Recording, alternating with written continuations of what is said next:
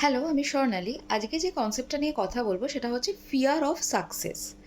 মানে হচ্ছে যখন কোনো মানুষ সাবকনশিয়াসলি একটা নেগেটিভ অ্যাপ্রিহেনশন করে যে আমি যদি সাকসেসফুল হয়ে যাই তার কনসিকুয়েন্সেস কী কী হবে। এটাকে জোনা কমপ্লেক্সও বলা হয়।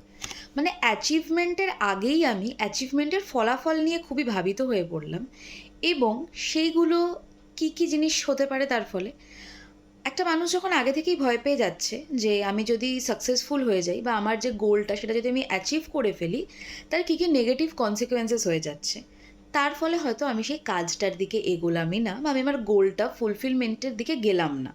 সেখান থেকে সেলফ স্যাবোটাজিং বিহেভিয়ার আসতে পারে, যেমন প্রোক্রাস্টিনেশন, আমি ডিলে করে যাচ্ছি, পরে করব, পরে দেখা যাবে, আপাতত না, এখন এই অসুবিধাগুলো রয়েছে।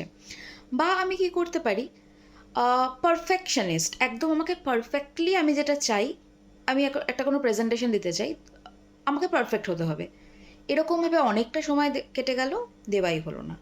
বা কুইট করে দিলাম, অ্যাবান্ডন করে দিলাম, অতটাও ইম্পর্ট্যান্ট নয় আমার জন্য।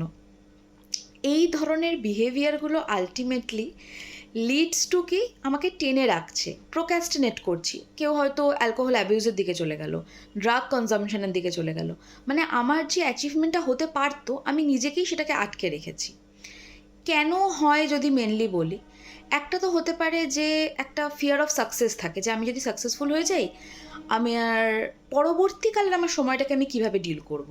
বা আমার আশেপাশের মানুষ যদি বদলে যায়, তারা যদি আমাকে আগের মতো ভালো না বাসে, মানে একটা আইডেন্টিটি নিয়েও একটা কি বলবো, একটা কনফ্লিক্ট তৈরি হয়। বা আমার বন্ধুবান্ধব, আমার আশেপাশের মানুষজন আমার সাথে যদি আগের মতো ট্রিট না করে, বা আমি যদি সাকসেসফুল হয়ে যাই তারপরে তো আমার অনেক রেসপন্সিবিলিটি আমার কাঁধে চলে আসবে, সেগুলোকে আমি কিভাবে ডিল করব। বা এরকমও হতে পারে যে আদতে সাকসেসফুল হতে পারবো তো। এরকম হতে পারে যে ছোটোবেলায় কোনো ক্রিটিসিজম, কোনো রকমের মন্তব্য শুনেছিলাম যেগুলো এখনও ব্যাকল্যাশ হিসেবে কাজ করছে, তার জন্য আমি এগোতে পারছি না।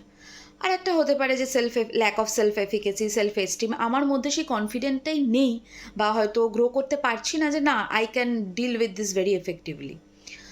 তো কিভাবে এটাকে একটু কম করতে পারি, প্রথমেই হচ্ছে আইডেন্টিফাই করা আমার কী কী, মানে কোন কোন জিনিসগুলো আমার যে অ্যাচিভিং গোল আছে সেটা থেকে আমাকে আটকাচ্ছে করা থেকে।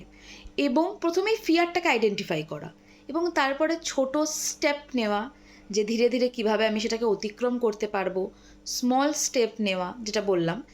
এবং সাথে সাথে নিজের ফিয়ারটাকে রেকগনাইজ করে অ্যাকশনটা নেওয়া, কারণ action is the only thing যেটা আমাদের এগিয়ে নিয়ে যেতে সাহায্য করে। This is for today, by.